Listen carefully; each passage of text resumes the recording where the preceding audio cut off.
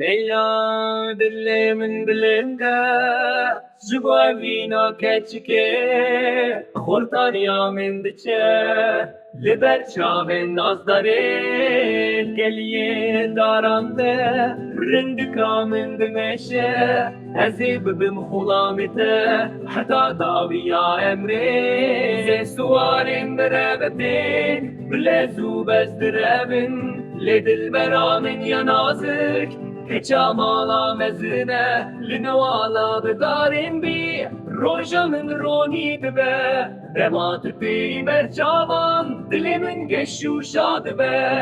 Sê siwarên bi rêve tên, bilez û bez direvin, lê dilbera min ya nazik, Keça mala mezine.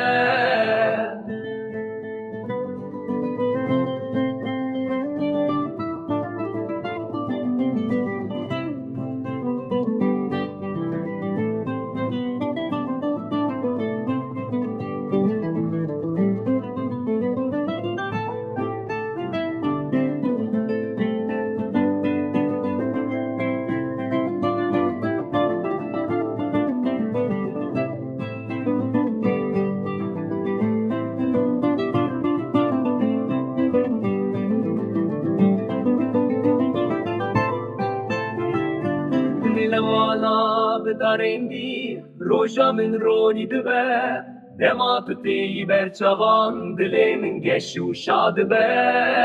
Li welatî ez û tu, em ê bijîn bi hevre, Warê Stranan min anû, ez ê bêjim her deme, siwarên bi rêve tên.